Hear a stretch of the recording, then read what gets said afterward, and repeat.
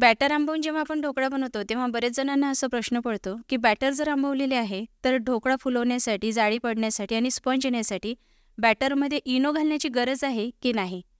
आज या प्रश्नाचे उत्तर मी तुम्हाला प्रॅक्टिकली करून दाखवणार आहे. आजचा ढोकळा आपण इनो घालून आणि इनो न घालता या दोन्ही प्रकारे बनवून दाखवणार आहे आणि यासोबत अशी एक चटणी मी तुम्हाला दाखवणार आहे जी अतिशय चविष्ट लागते या ढोकळ्याबरोबर. आणि यासोबतच एक तिखट चटपटीत असा ढोकळ्याचा प्रकारसुद्धा तुम्हाला याच व्हिडिओमध्ये मी दाखवणार आहे. आणि गंमत अशी आहे की हा ढोकळा आपण तांदूळ, पोहा किंवा रवा न घालता फक्त डाळीपासून बनवणार आहोत. पीठ आंबवण्यापासून ते ढोकळा बनवण्यापर्यंत अगदी छोट्या छोट्या टिप्स अगदी डिटेलमध्ये तुम्हाला सांगणार आहे. त्यामुळे व्हिडिओ शेवटपर्यंत नक्की बघा. जर तुम्हाला रेसिपी आवडली तर लाईक करून चॅनलला सबस्क्राईब करायला विसरू नका. लगेच सुरुवात करूया. तर जसं मी तुम्हाला सुरुवातीला सांगितलं, हा ढोकळा मी फक्त डाळीपासूनच बनवते आहे. त्यासाठी मी इथे 3 प्रकारच्या डाळी घेतलेल्या आहे. तर सर्वात पहिली जी डाळ मी घेतलेली आहे ती आहे बिना सालीची मुगाची डाळ. तुम्ही इथे सालीची मुगाची डाळही घेऊ शकता, ढोकळा अजून जास्त पौष्टिक होईल. दुसरा जो डाळीचा प्रकार मी घेतलेला आहे तो आहे बिना सालीची उडदाची डाळ. आणि तिसरा जो प्रकार मी डाळीचा घेतलेला आहे तो आहे चणा डाळ. इथे तुम्ही फक्त मुगाची आणि उडदाची डाळ घेऊन सुद्धा हा ढोकळा बनवू शकता. प्रमाण अगदी साधे सोपे आहे. इथे मी 3ही डाळ सारख्या प्रमाणात घेते आहे. तुम्ही इथे कपनी मोजून घेऊ शकता किंवा वाटीचाही वापर करू शकता. तर इथे मी 1 कप बिना सालीची मुगाची डाळ घेतलेली आहे. त्याच कपनी मोजून 1 कप बिना सालीची उडदाची डाळ घेतलेली आहे आणि त्याच कपने मोजून 1 कप चणा डाळ घेतलेली आहे. आहे ना अगदी साधे सोपे प्रमाण आणि लक्षात राहण्यासारखे प्रमाण आहे. यामध्ये आपण तांदूळ न वापरता सुद्धा तुम्हाला अजिबात जाणवणार नाही की आपण इथे तांदळाचा वापर अजिबात केलेला नाही आहे. त्यामुळे ज्यांना वेट लॉस करायचं आहे त्यांच्यासाठी हा ढोकळा बेस्ट आहे. डाळ आपल्याला 2 ते 3 वेळा पाण्याने स्वच्छ धुवून घ्यायची आहे आणि नंतर यामध्ये पाणी घालून आपल्याला जवळपास 12 तासासाठी डाळ भिजत घालायची आहे. आता तुम्ही म्हणाल की डाळ भिजण्यासाठी 12 तासाची गरज नाही, 8 तासामध्ये भिजल्या जाते. नक्कीच भिजल्या जाते, पण हा ढोकळा जो मी बनवते आहे ना, हा बिना सायट्रिक ॲसिड आणि बिना दह्याचा बनवते आहे.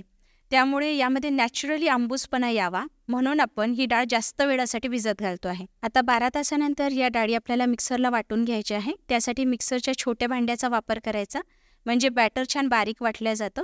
आणि ज्या पाण्यामध्ये आपण डाळी भिजत घातलेल्या होत्या त्या पाण्याचाच वापर करून बॅटर तयार करायचं, कारण या पाण्यामध्ये बॅटर फर्मेंट करण्यासाठी असलेले आवश्यक घटक असतात. त्यामुळे बॅटर जे आहे नीट फर्मेंट होतं आणि यामध्ये नॅचरली आंबूसपणा येतो. तर इथे बॅटर बघू शकता तुम्ही, बारीक तर वाटलेलंच आहे, यासोबतच दाटसरसुद्धा ठेवलेलं आहे. बॅटर पातळ अजिबात करायचं नाही, नाहीतर बॅटर व्यवस्थित फर्मेंट होत नाही. एखादं लाकडी चॉपर घ्यायचं, यावर पातेलं ठेवायचं आणि एखाद्या उबदार कपड्यांनी 12 ते 14 तासासाठी फर्मेंट करून घ्यायचं किंवा उबदार जागेवर ठेवूनसुद्धा फर्मेंट करून घेऊ शकता. बाकी वेळी जेव्हा आपण ढोकळ्याचं बॅटर फर्मेंट करतो त्यासाठी 8 ते 10 तास पुरेसे होतात. पण हा जो ढोकळा आपण बनवतो आहे ना, या ढोकळ्याला आंबूसपणा देण्यासाठी आपण दही किंवा सायट्रिक ॲसिड यापैकी कशाचाही वापर करणार नाही आहोत.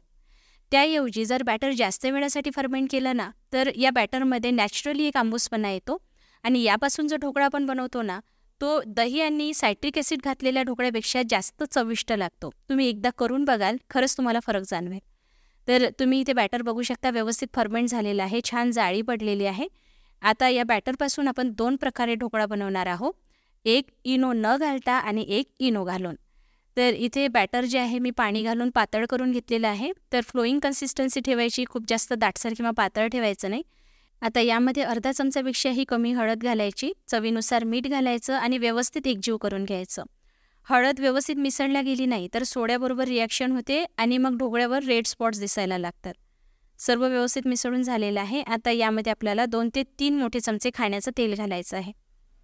तेल घालून झाल्यानंतर व्यवस्थित मिसळून घ्यायचं. तेल घातल्यामुळे जो ढोकळा असतो ना, तो घशात अडकल्यासारखा होत नाही.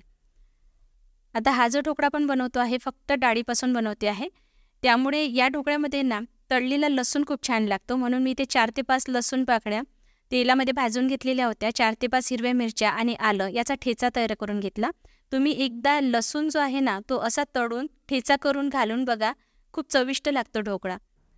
सर्व नीट एकदा मिसळून झालेलं आहे. आता सर्वप्रथम आपण जो ढोकळा बनवतो आहे ना, तो इनो न घालता बनवतो आहे. त्यासाठी इथे मी ढोकळा मेकर घेतलेला आहे.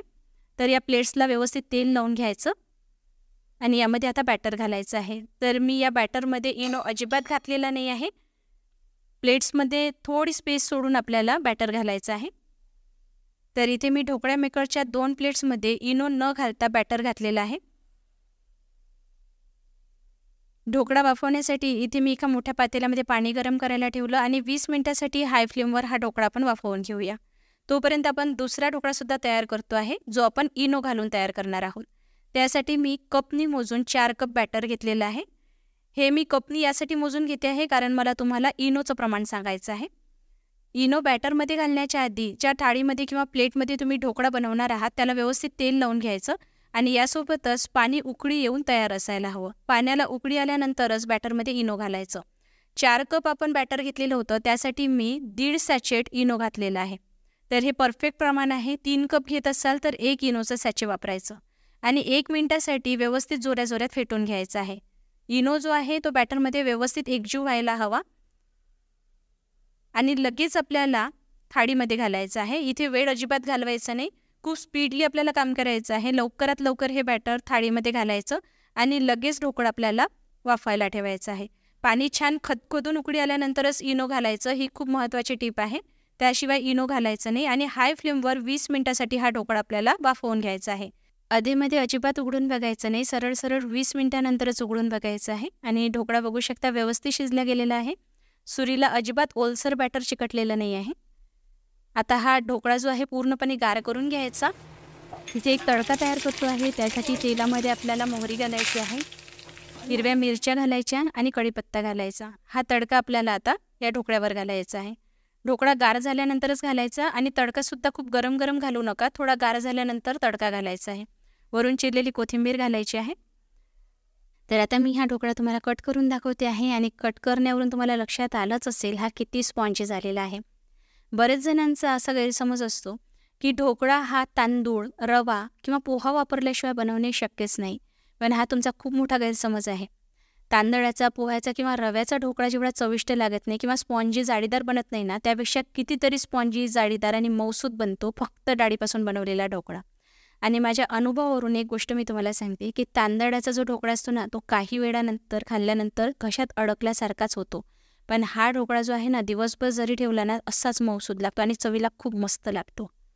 आता जो दुसरा ढोकळा आपण तयार केलेला होता, ज्यामध्ये आपण इनो अजिबात घातलेला नव्हता किंवा कुठलाही सोडा घातलेला नव्हता, फक्त फर्मेंटेशन करून आपण हा ढोकळा बनवलेला होता. तर हा ढोकळासुद्धा वाफवून तयार झालेला आहे, गार करून झालेला आहे. आता यालासुद्धा मी तुम्हाला कट करून दाखवणार आहे आणि तुम्ही स्वतः फरक बघू शकता दोन्ही ढोकळ्यामधला. मागे मी डाळ तांदूळाच्या ढोकळ्याची एक रेसिपी अपलोड केलेली होती. त्यामध्ये मला बरेच जणांनी अशा कमेंट्स केलेल्या होत्या की पीठ फर्मेंट केलेलं असल्यानंतर यामध्ये इनो घालण्याची काय गरज आहे. इनो न घालतासुद्धा हा ढोकळा छान जाळीदार बनू शकतो. तर तुम्ही इथे स्वतः बघू शकता इनो न घातल्यामुळे ढोकळा कसा झालेला आहे. जाळी ढोकळ्याला कुठेच दिसत नाही आहे आणि टेक्स्चर बघून तुम्हाला आता नक्कीच लक्षात आलं असेल, पीठ आंबवलेलं असो की नसो, ढोकळ्याला स्पॉन्जी बनवण्यासाठी, जाळीदार बनवण्यासाठी बॅटरमध्ये इनो कंपल्सरी घालावाच लागतो. बॅटर फर्मेंट केल्यामुळे हलकं होतं, पण त्यामुळे जाळी पडत नाही आणि ढोकळा स्पॉन्जीसुद्धा होऊ शकत नाही. त्यासाठी तुम्हाला इनो किंवा बेकिंग सोडा याचा वापर करावाच लागतो. पण खरं सांगू का, कधी कधी ना मला असाही ढोकळा खायला खूप आवडतो ज्यामध्ये इनो किंवा सोडा घातलेला नाही आहे. कारण इनो आणि सोडा घातलेला ढोकळा ना मऊसूत जरी लागत असला ना, तरी या ढोकळ्याची चव काही वेगळीच लागते. तर हा ढोकळा चविष्ट बनवण्यासाठी मी काय करत असते, एक तडका घालत असते. तर हा झणझणीत तडका असतो. यासाठी लसूण मस्त ठेचून घ्यायचा, थोडा जास्त प्रमाणात लसूण घालायचा. तेल गरम झालं की मोहरी, जिरे, हिरव्या मिरच्या, कढीपत्ता घालायचा, ठेचलेला लसूण घालायचा आणि तीळ घालायचे आणि झणझणीत तडक्यामध्ये हा ढोकळा मस्त शालो फ्राय करून घ्यायचा, क्रिस्पी होईपर्यंत. आणि हा ढोकळा ना लहान मुलांनासुद्धा खूप आवडतो, बघू शकता. तर इथे तडका तयार करून झालेला आहे. आता हा जो ढोकळा आपण तयार केलेला होता हा घालायचा, वरून मस्त लाल तिखट घालायचं, तिखट असलेलंच तिखट घालायचं आणि हा ढोकळा मस्त झणझणीत बनवून घ्यायचा. गॅसची फ्लेम हाय करायची आणि मस्त शालो फ्राय करायचा. जेव्हापर्यंत हा क्रिस्पी होत नाही, मस्त लालसर डाग पडत नाही ना, तेव्हापर्यंत फ्राय करायचा. वरून चिरलेली कोथिंबीर घालायची. तर हा फ्राईड ढोकळा इथे तयार झालेला आहे. तर या ढोकळ्याबरोबर ना ही चटणी खूप छान लागते. दोनही ढोकळ्याबरोबर खायला छान लागते आणि ही चटणी जी आहे ना, तुम्ही डोश्याबरोबर खायला, इडलीबरोबर खायलासुद्धा बनवू शकता. मल्टीपर्पज आहे, नक्की करून बघा, अतिशय चविष्ट लागते ही चटणी. 1 कप शेंगदाणे तेल घालून मस्त खरपूस होईपर्यंत आणि फुटेपर्यंत भाजून घ्यायचे. शेंगदाणे थोडी गार झाले की मिक्सरमध्ये घालायचे. यासोबत अर्धी वाटी किसलेलं सुकं खोबरं, अर्धा चमचा जिरे घालायचं, 4 ते 5 लसूण पाकळ्या घालायच्या, मुठभर कोथिंबीर, तिखट असलेल्या हिरव्या मिरच्या, तिखट तुमच्या आवडीनुसार घाला. यासोबतच आपल्याला यामध्ये चवीनुसार मीठ घालायचं आहे तुम्ही काळं मीठसुद्धा घालू शकता. कढीपत्ता घालायचा, 1 चमचा साखर घालायची आहे. आता हे सर्व कोरडे जिन्नस आपण मिक्सरला एकदा फिरवून घेऊया. ही चटणी अशी सुकीसुद्धा खायला खूप छान लागते, पण आपण ढोकळ्याबरोबर खायला बनवतो आहे, त्यामुळे चटणी आपल्याला पातळच बनवायची आहे. यासाठी मध्यम आंबट असलेलं दही अर्धा कप घ्यायचं, अर्धा कप पाणी घालायचं आणि अशी चटणी तयार करून घ्यायची. ही चटणी ना चवीला खूप छान लागते. इडली, डोश्याबरोबर आणि ढोकळ्याबरोबर खायला, कशाबरोबर खायला बनवा खूप छान लागते. आता चटणीवर घालायला तडका तयार करतो आहे. त्यासाठी तेल गरम झालं की मोहरी, जिरे घालायचं, सुकलेल्या लाल मिरच्या घालायचा, कढीपत्ता घालायचा आणि हा गरम गरम तडका आता चटणीवर घालायचा आहे. तर ही चविष्ट चटणी तयार झालेली आहे. ढोकळ्याबरोबर खायला वेगवेगळ्या चटण्या तुम्ही बनवू शकता, पण ही चटणी मला सर्वात जास्त आवडते. तुम्ही सुद्धा करून बघा, तुम्हालाही खूप आवडेल. तर आजच्या या व्हिडिओमध्ये मी तुम्हाला प्रॅक्टिकली करून दाखवलेलं आहे की ढोकळ्याचं पीठ जरी आंबवलेलं असलं तरी ढोकळा बनवत असताना बॅटरमध्ये इनो घालणे हे कंपल्सरी असतं. तरच हा ढोकळा असा जाळीदार आणि स्पॉन्जी बनवू शकतं. आणि ढोकळा जो आपण पीठ आंबवून करतो ना, त्यामध्ये तांदूळ घालणे, रवा घालणे किंवा पोहा घालणे कंपल्सरी नसतं. फक्त तुम्ही डाळीचा वापर करून सुद्धा असा ढोकळा बनवू शकता. रेसिपी नक्की ट्राय करून बघा. जर तुम्हाला आवडली असेल तर लाईक करा आणि अशाच रेसिपी पुढेही बघण्यासाठी चॅनलला सबस्क्राईब करायला विसरू नका. तसेच मी काही दिवसापूर्वी डाळ तांदूळाचा पारंपरिकरित्या पीठ आंबवून जो ढोकळा बनवला जातो त्याची एक डिटेल रेसिपी शेअर केलेली होती. भरपूर टिप्स आणि ट्रिक्स त्या व्हिडिओमध्ये सुद्धा मी शेअर केलेल्या होत्या. तो व्हिडिओ तुम्ही बघितला नसेल तर लिंक मी डिस्क्रिप्शन बॉक्समध्ये दिलेली आहे किंवा तुम्ही मला कमेंट करू शकता. मी तुमच्यासोबत लिंक नक्की शेअर करेल. दोन्ही प्रकारचे ढोकळे इथे तयार झालेले आहे. रेसिपी ट्राय केल्यानंतर मला कमेंट करून कळवायला अजिबात विसरू नका की तुम्हाला रेसिपी कशी वाटली. लवकरच भेट होईल. तोपर्यंत हा व्हिडिओ शेवटपर्यंत बघण्यासाठी धन्यवाद.